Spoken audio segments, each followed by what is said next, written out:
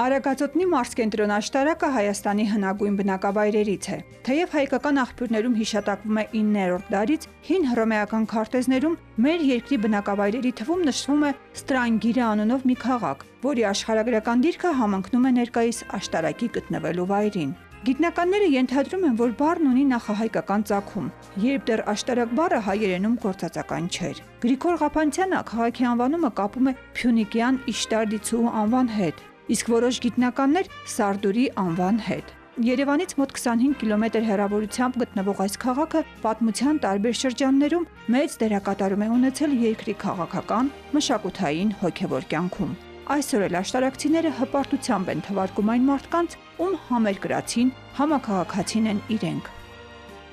Սա Հայաստանի երևի ամենահայեցի քաղաքներից մեկն է, որտեղ երբեք օտար տար չի բնակվել, չի ամրացել, չի ապրել եւ մշտապես եղել է հայկական բնակավայր։ Աշտարակը խտացումն է ամբողջ Հայաստանի շատ բաներով իր պահպանած թե ազգային դիմագծով, թե մարդկանց բնավորության դիմագծով աշտարակը կարելի ասել սեր է ինչ որտեղ նաև հպարտություն, քանի որ ես հպարտանում եմ աշտարակի մարդկանցով, ինչպես գիտեք, ունենք շատ հայտնի մարդիկ, ինչ արժե մենակ ներսես աշտարակեցին, Վարդգես Պետրոսյանը, Գևորգ Էմինը։ Հայտնի աշտարակցիներ գրող Պերճ Պռոշյանի, ակադեմիկոս Նորայր Սիսակյանի տուն-թանգարաններում այսօր էլ կարելի է պատկերացում կազմել հին օրերի աշտարակի կյանքի ու կենցաղի մասին։ Այդ մշակութային օջախներից սակայն մեկը Պերճ Պռոշյանի տուն-թանգարանը Հայաստանում եզակիներից է, որտեղ զբոսաշրջիկներն անպակաս են։ Հայերն այստեղ գիտակցված են գալիս արձակագրի կյանքին ու գործունեությանը ծանոթանալու, իսկ օտարերկրացիներին, ովքեր Պռոշյանի մասին անգամ չեն լսել, հետաքրքրում է 19-րդ դարի կենցաղը, հայկական տունն ու ճարտարապետությունը, ազգագրական նրբությունները։ Այս ամենը մի վայրում, սակայն մեզ հայերիս ինչով կարող է զարմացնել թանգարանը։ Պարզվում է, այստեղ կարելի է պատկերացում կազմել նաև աշտարակցում բնորոշ գծերի, սրամտության ու առատաձեռնության մասին։ Առանց փակագծերը բացելու նշենք, որ այստեղ համամիտ չեն ընդունված հանրային կարծիքին։ Պերճ Պռոշյանը իսկական աշտարակցի է եղել։ Ձեռնափայտերի հետ կապված հետաքրքիր պատմություն պատմում եմ։ Հովհաննես Թումանյանը, Ղազարոս Աղայանը եւ Պերճ Պռոշյանը 3 լավ ընկերներ են եղել,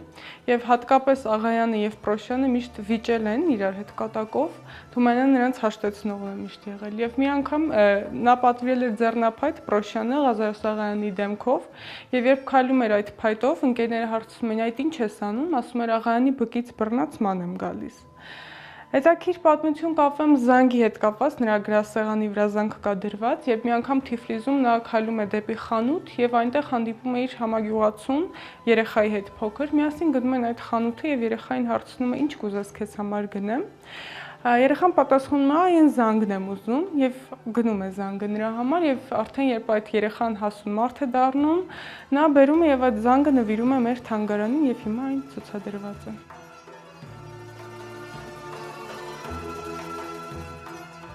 Աշտարակը նաև, եթե կարելի է այսպես ասել, հուշարձանաշատ քաղաք է, բազում եկեղեցիներով, միջնադարյան կամրջով, բերդատեղիով։ Ասում են, դրանք յուրահատուկ էներգետիկա ունեն ու ձգողություն, սակայն աշտարակում ամենաշատը հպարտանում են 7-րդ դարում կառուցված կարմրավոր եկեղեցիով։ Կարմրավորը դա շատ անհատական է, բայց բոլոր աշտարակցիները յուրահատուկ են ընդունում ու երևի ամեն մեկը ստանում է այն ինչը կա, չգիտեմ, զգացվում է բազմադարյան, ինչ-որ դրական էներգետիկան։ Այս եկեղեցին իր ուրույն տեղն ունի նկարիչ Գագիկ Ավետիսյանի արվեստում։ Մասնագիտությամբ տնտեսագետ, նա վրձինը ձեռքն առավ մանուկ հասակում, 10 տարեկանում։ Դրան հաջորդեց երկարատև ընդմիջում, մինչև որ Ռուսաստանում ժամանակավորապես հաստատված 35-ամյա Գագիկին սկսեց ձգել հայրենի քաղաքի կարոտը։ Վրձինը կրկին ձեռքն առավ ու կտավին հայտնվեցին կարմրավոր եկեղեցու ուրվագծերը։ Դրան հաջորդել են աշտարակյան տեսարաններ, շաղախված սիրով ու կարոտով, հայրենի բնակավայրի նկատմամբ տածած մեծ սիրով։ Սերն ամեն ինչ է նկարչի համար։ Ասում է, նկարելը հոգու պահանջմունք է, հոգեվիճակ, իր զգացմունքներն արտահայտելու միջոց։ Դա մասնագիտություն չի, դա հոգու վիճակա նկարչությունն է իմ համար, իմ զգացմունքները, հույզերը արտահայտելու միջոց։ Իսկ երբ հարցը դրան է հասնում ու մարդ սկսում է անկեղծանալ, գրական հայերենին փոխարինելու է գալիս աշտարակի բարբառը։ Այն լեզուն, որ լսել է ծննդյան պահից, որի ելևէջները բոլոր նրբություններով հասկանալի ու սիրելի են իրեն։ Աշտարակյան բարբառի մեջ կան օտարածին բառեր, բայց աշտարակցիք յուրահատուկ են, օրինակ կախկալ, դա դույլն է։ Ես ոչ մի տեղ էլ չեմ լսել, եւ եթե ինչ-որ մի տեղ ասես, չեն էլ հասկանա։ Տարիներ առաջ, երբ տղայիս հետ եկել էինք Ռուսաստանից, հյուր էինք գնում, են Երիցյանների խանութ կա։ Այդտեղ ինչ-որ բան առավ, հետո ես իրան ասացի, որ վերադարձի պակետ առ։ Տղաս գնում ասում է, այս պակետը ընդար արժի, վաճառողին ասում է, ինչպես, ու ինքը արդեն ասում է ռուսերենի ասկոլկը ստոյդ։ Ինչ եմ ուզում ասեմ, ոչ միշտ են մեզ հասկանում, դե ընդարը պետք է չէ հասկանային երևի։ Շատ են աշտարակում դրսից մարդիկ ապրել, բայց նրանք արդեն աշտարակցի են դառնում ինչ-որ կերպ։ Աշտարակցու ոգին, այն, որ անհասկանալի է շատերին, ուժ է տալիս ու ոգևորում։ Արտավազդ Նազարյանը գրող է, իր հայրենի քաղաքի մասին խոսելիս աչքերը փայլում են, խոսքերը պակասում են, ու իր քաղաքի ու ժամանակի մասին մտորումները բարձրաձայնում է բանաստեղծության միջոցով։ Ինչպես գմբեթ տաճարի, երկրի լուր խորաներին է իջել, կապույտ մշուշ նարտերի մեջ հաճարի անկարող է աշտան հրդեհը շիջել, արեգակի շողերի մեջ անստույկ, ջերմակ բիգար կարմիր վզնոցը վզին, ասեսմում է կարմիր վզնոցը պատրույկ, որ վառվում է աշտանակի ավազին։ Արեգակը կարմիր լուրվար։ Սակայն ոչ միայն հայրենի քաղաքն է նրա գրչին ուժ տվողը, աշտարակը, այսպես ասած, փոքր հայրենիքն է, կամ մեծը, համայն հայրության հայրենիք Հայաստանը, որին նվիրված բանաստեղծությունները եւս առանձնահատուկ տեղ ունեն նրա արվեստում։ Հայրենիքն ամեն ինչ է, հայրենիքը այն սնուցող մայրն է, որի զավակներն ենք բոլորս, եւ կարծում եմ հայրենիքը մեկ կամ երկու բառով ասել, ներկայացնել շատ չափազանց դժվար է։ Ինչ է սերը հայրենիքի նկատմամբ, աշտարակում լավ գիտեն դա։ Արցախյան ազատամարտի հենց առաջին օրերից նրանցից շատերը զենքը ձեռքն առան ու ռազմի դաշտ մեկնեցին։ Այն օրերին Հայաստանը աջակիցների, համախոհների, հանուն երկրի կյանքը զոհելու պատրաստ զավակների կարիք ուներ, սակայն տարօրինակ կերպով հերոսամարտին մասնակցած զենքը ձեռքին հայրենիքը պաշտպանած ընկեր հարազատ կորցրածներից շատերը չեն սիրում պատմել մարտական գործողություններին իրենց մասնակցության մասին։ Ես չեմ կռվել, խաղաղ ապրել եմ, պատմում է այսօր Դարբին, իսկ տարիներ առաջ ազատամարտիկ Ջանիկ Նիկոլյանը։ Ու տեսնելով մեր դեմքին հայտնված զարմանքը, դառը շպիտը դեմքին հավելում, այնքան ազատամարտիկներ են ծլել, մենք ինչ։ Հայաստանի սահմանները Գորիսի շրջանով սկզբնական մասը էր, որ թվանքներ էին, ձեռնաշին, հետո քիչ-քիչ աճեց, համ զենքը փոխվեց, համ տեղաշարժվենք դեպի առաջ։ Բայց երբ համառում ենք, 2-3 նախադասության պատմում է, ինչպես ինքն է ասում, հայ Նախիջևանյան սահմանում անցկացրած խաղաղ օրերի մասին, ու ինչ-որ բան հիշելով ավարտում, էլ պատերազմի մասին հարցեր չտակ, ես Դարբին եմ։ 85 թվականից ես մորուքս թողել եմ, մտել եմ Դարբին, ես 88-ի հետ կապված մորուք չեմ պահել։ Մասնագիտությամբ ես ճարտարապետ եմ, ուղղակի նախագծելու ժամանակ միշտ առիթ ա եղել գծել եմ երկաթի ճաղեր։ Ու տենց հետաքրություն առաջացավ իմ մոտ, որ ինչի՞ չէ ես ինքս անեմ դա։ Ու սկսեցի սովորեցի, ոչ պապական Դարբին ենք եղել, ոչ մի բան։ Մանկապարտեզից դուրս էին գալիս էինք այդ Դարբնոցի կողքը կանգնում, նայում էինք։ Ինչ հաղթանդամարտիկ էին, ինչ գործեր էին անում, տաժանակիր աշխատանք էր։ Այդ ժամանակ էլ ճիշտն ասած ես սիրեցի այդ գործը, որ տեսնում էի այդ հաստ երկաթը տաքանալուց հետո ինչ ձևի է ենթարկվում մարդուն։ Իմ մոտ շատ հետաքրքրություն առաջացրեց։ Նախկինում ճարտարապետ, այսօր Դարբին Ջանիկն հիմնականում արվեստի գործեր է կերտում։ Ասում է, ճարտարապետությունից դարբնություն մեկ քայլ է, բայց իր կարծիքով դարբնությունն ավելի հետաքրքիր ու առարկայական է։ պատահում է, որ երկաթը չի ենթարկվում քեզ։ Այդ տաք վիճակում հո չես գցի։ Հազիվ է տաքացեի, պետք է աշխատես վրեն։ Հենց այդ համբերատարությունը։ Մեր այցի պահին Սանահինի եկեղեցու համար խաչ էր կերտում։ Ինչ է խաչը վարպետ Ջանիկի համար եւ ինչի պատրաստմանն է նա առանձնապես պատասխանատու վերաբերվում։ Սանահինի եկեղեցու խաչն է, որը պրոպորցիայով շատ փոքր է, վերանորոգման հետ կապված փոխվեց նաեւ խաչը, իսկ պատրաստելը շատ հպարտություն է զգում, որ խաչ ես պատրաստում։ Եվ դա պատահական չէ։ Նրա ձեռքերով է կերտվել Աղթամարի Սուրբ Խաչ եկեղեցու խաչը եւ վերանորոգումից հետո տեղադրվել այնտեղ։ Սակայն նույնիսկ այդ մասին վարպետ Ջանիկը խոսում է պատասխանատվությամբ, բայց ոչ պարծենալով։ Ավելին, երբ հարցնում ենք, ճիշտ են արդյոք մեր տեղեկությունները, պատասխանում է. Զարմացա, որ այդ մարդը քուրդ շինարար է, որ դարբնոցում ասեց 3 օրում պետքա սարքվի։ Ասում եմ 3 ամսում ես մենակ նախագիծ անեմ, էսքիզ անեմ։ Գոնե կենտրոնանամ ինչ եմ անում։ Այդ եկեղեցու համար պետքա շատ լուրջ մտածվի։ Ասես չէ, 3 օրում պետք է սարքվի, աս պատճառը այն էր, որ ասենք քուրդ տամոժնիկ ուներ այնտեղ, որ այդ խաչը կարողանար անցներ։ Կավիճով գետնի վրա գծել եմ, 3 օր գիշեր ցերեկ անել հասցրել է, որ այդ ուրախությանս չափ չկար, որ ասենք մեր երկրում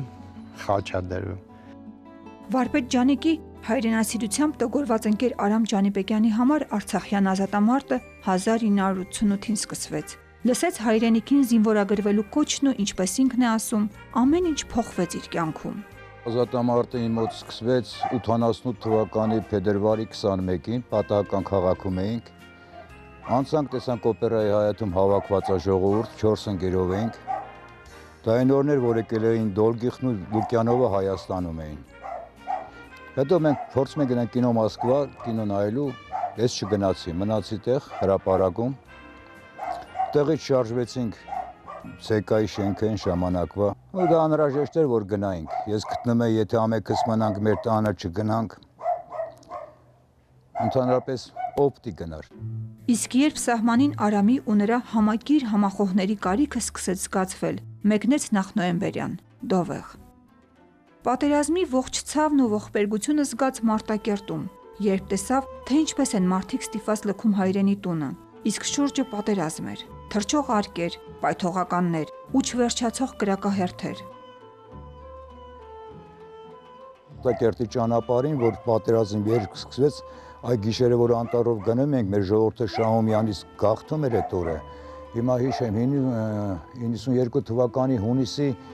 17-18-ներ կարծեմ այդ օրերն էր, որ անտառով ամբողջ ժողովուրդներ գաղթեմ, դա ինձ հիշեցնում էր իմ կարդացած հայերի գաղթը։ Շատ ցավալի ահավոր տեսարան էր, այդ տեսնում ես մարդիկ անտառով, գիտեք, իրար օգնելով գալիս են, ծերերին են ուղեկցում, երեխաներին, արդեն դա գիտես պատերազմը դա ահավոր դեպք է։ Հետո ջոկատը շրջափակման մեջ ընկավ, փրկվեցին, դուրս եկան, ընկերներ կորցրին, ամեն անգամ կորստի ցավից ծնկի իջան ու կրկին բարձրացան։ Յուրաքանչյուրն ապրում է մի կյանք, եւ միայն Աստված գիտե, թե երբ է կտրվելու կյանքի թելը։ Ամենալավը, որ վերջանում ամեն ինչ երեկոյան հանգիստ նստում ես, մեզ փառք Աստծո այսօր պրծանք։ Իմ ընկերներից Հենրիկը,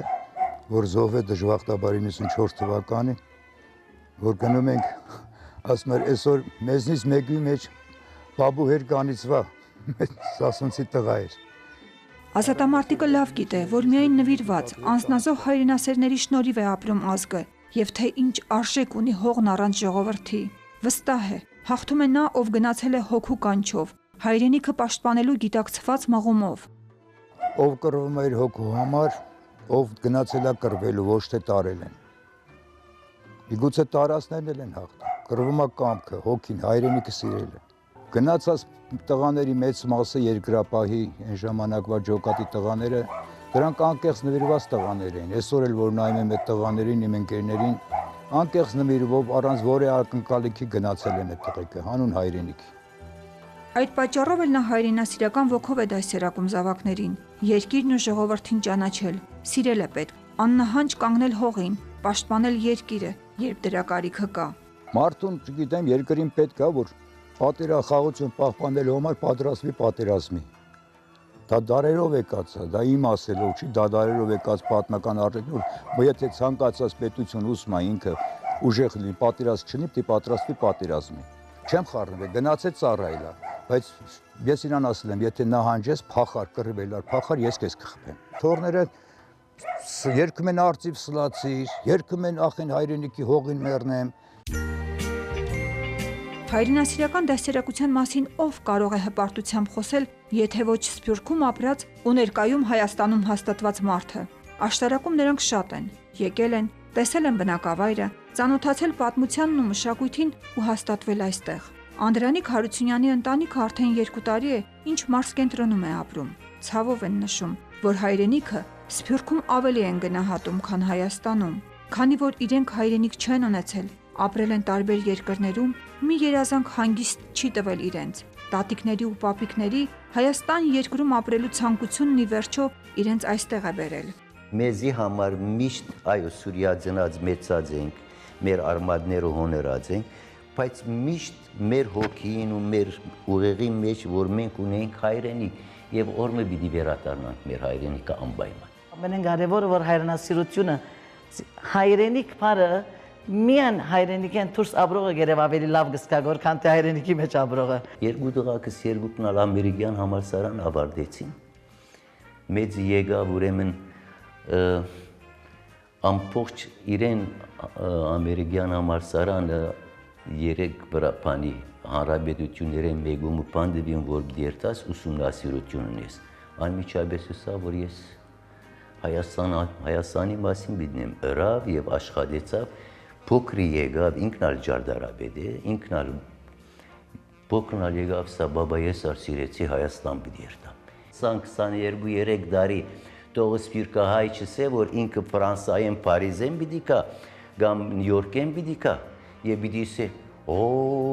աս ինչ է մեր հայրենիքը, մեծ դարբերություն կա, բայց եթե ինքը ճիշտ ձևով մտածի, այսօր մեր հայրենիքը զորավոր բանակ կբահի։ Որն է Սփյուռքում հայ դաստիարակելու գաղտնիքը եւ ինչ է հայ լինելը նրանց համար։ Ընտանիքում վստահ են, պահպանել է պետք այն ամենը, ինչ ժառանգել ենք մեր նախնիներից։ Երեխային մանկուց պետք է սովորեցնել, որ մենք մեր որակների, բնավորության, ազգապահպանման գենի շնորհիվ ենք ապրում։ Չէ՞ որ մեզնից շատ ու շատ հզոր պետություններ ջնջվել, անհետացել են քարտեզից, իսկ մենք կանք։ Անշուշտ շատ ավելի լայնածավալ երկիր է, դեսագավոր ասկություններ գոյություն ունին հոն, ավելի կարճած մնացինք մեր դպրոցին, մեր եկեղեցվոն, մեր լեզվին, դունին մեջ արկելված էր գրեթե անգլերեն խոսիլ, քանի որ արդեն ամեն գոմ անգլերենով էր ամեն ինչ։ Մենք չէինք կրնար հաղթել այդ մեծ հոսանքին, սակայն կոնե դան մեջ կրնայինք մեր բզդիկներուն ըստիբել, որ մեր հետ նվազագույնը հայրենով խոսին։ 1971-ին Հալեբ Հայգազյան վարժարան թասադու եղած եմ, Սահագյան թասադու եղած եմ, Ջեմարան թասադու եղած եմ, Կեսակ դպրոցի նորեն եղած եմ եւ գսիրեի։ Մեր հայոց պատմությունը մեր տվականներով, որ մենք ուսանող էինք, այն ադեն 180% աշխարհագիտությունը, հայոց պատմությունը հայերեն լեզվով էր։ Ծնողքը եւ դպրոցը միասնաբար ադոնք կրցան բզդիգին ճիշտ հանգրվաններու մեջ դրել, գունենանք շատ լավ հայորդիմը, որ աբակային ալ գծարայ է թե իր ասկին, թե իրեն եւ թե իր ծնողքին եւ շրջաբադին։ Նրանց որդին Վրեժը Հայաստանում վաղուց արդեն յուրային է։ Նախքան աշտարակում հաստատվելը բազմիցս եղել է այստեղ։ Հիանալի գիտի թե լավը թե վատը։ Ու այնքան է սիրում մեր երկիրն ու մայրաքաղաքը,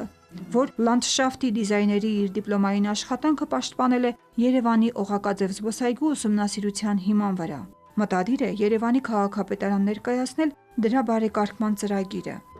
Ձորի միջոցով հասնում է մինչև Գոմիդասի գամուրջ, մինչև Դավթաշեն, մյուս կողմից կարաս ասնես շատ երկայն ժամանակ։ Ինքը գարա լման իրավիճակ փոխել տրանսպորտի առումով, սպոստաշրջման առումով, այսին Օղակաձև այգով դու գարաս առանց ինքնաշարժի հեծանիվով կամ ոտով, ասնես ձորում ավակային գարաս արկվի հանգստյան կոդի նորից, որ սովետի ադեն գար, եւ այդպիսով դու գստանաս ընդհանուր, ինչպես ասած, համակապված մի հատ նոր իրականություն, որ հիմնված է ավելի, ասենք, ակտիվ զբոսաշրջման ժամանցով։ Կա մարդ, ով երկրին ծառայում է սահմանին, կան մարդիկ, ովքեր պետք են երկրի ներսում։ Հայաստանից արտագաղթելու մտադրություն չունի Վրեժը։ Եթե անգամ գնա, ապա կարճ ժամանակով մտադիր է շարունակել ուսումը։ Իսկ մինչ որդին մտածում է մասնագիտական առաջխաղացման մասին, ծնողներին հուզում է նրա ապագան։ Ընտանիք կազմելիս կընդունեն որդու ցանկացած ընտրություն, սակայն հային հայն է սազական։ Գուցե որ նայր երկու տղա գսեմ գնիկ երկուքն ալ հայ են ասում, թող սիրեն իրար, թող սիրեն, թող ամուսնանան, թող շադանան, թող զավակ բերեն։ Մարտիր ասկով պետք է երթա։ Օդարները գրնան մեզի հաջուկ պատճառել, փաչ չեն գրնալ մեզի ընտանիք կազմել։ Հարկանքներս բոլոր օդարներուն ամեն մարդ իր երամին հետ պետք է լա։ Մենք ալ մեր երամին հետ։ Պետք է աստան մեջ հայ հարսի շարժուցևը լա։ Հայ հարսի ջաշ եփի։ Իսկ ինչպիսին է հայը հայի, տվյալ դեպքում աշտարակցու ըմբռնմամբ եւ ինչն է ուշ տալիս հային դժվարին պահին։ Մեր ժողովուրդը շատ աշխատասեր ժողովուրդ է։ Մեր ռամիկ ժողովրդին հետ ես գտեսնվիմ, քարեն, ժայրեն իր օրաբահի կգանի։ Տղամարդկային գծերը, որոնք պետք է լինի, չէ, ուժ, խիզախություն, նվիրվածություն, հավատարմություն եւ այլն եւ այլն եւ այլն։ Եվ ի վերջո սիրելի կարողություն, ընդունակություն։ Իսկ թվում է այդ բոլորը բնորոշ են նաեւ աշտարակցու տղամարդուն։ Կա, իրոք ուժը պետք է դարբնած, որ ստեղծում է, ուղեղ ունի, գտնում է այդ ինչ կարելի անել այդ բարակ խողովակներից կամ ասենք մետաղներից մի բան ստեղծում է տունապահ։ Ինձ թվում է հայ տղամարդու ամենալավ հատկանիշը իր հոգում եղած բարիությունն է, որը միշտ չէ որ արտահայտվում է։ Այս տղամարդը բարի է հոգով եւ արդար։ Հայ կնոջ մասին գեղեցիկ են, գրավիչ են, դարձյալ նույն հատկանիշները ինչ իրենց կողքին կանգնած տղամարդիկ, այսինքն նույնքան արտարամիտ են, նույնքան բարի են, նույնքան հոգացող են եւ ամենից առաջ նվիրված են իրենց ընտանիքին։ Նաեւ միասնությունը, համախմբումը վստահ են այստեղ։ Դրա շնորհիվ այսօր մենք երկու հանրապետություն ունենք։ Աստված տա, կունենանք եւս մեկը։ Եթե անգամ ոչ միացյալ, բայց հայկական պետականություն այնտեղ, դեպի ուր նայելիս թրջվում է ցանկացած հայի աչք ու հնչում է հոգու խորքից բխող մի բառ՝ երկիր։ Մենք քոհար ենք, հայությունը քոհար է։ Ինչ իմաստով մենք այսօր փոքր ազգ ենք, 2.5 միլիոն ունենք, 3 միլիոն ունենք բանի մեջ մեր աստեղ, բայց շատ ազգեր եկան, անհետացան, գորանքացին, բայց հայ ազգը քանի որ ունի իր գամքը, ունի իր իղձերը եւ նպատակները անպայման ես հբարդեմ այսօր մենք ունենք երկու հանրապետություն, ոչ թե մեկ հանրապետություն։ Դա Աստված երրորդն ալ իրականանա։ Ազատ անկախ եւ միացյալ Հայաստան, Պարկ Ազգ։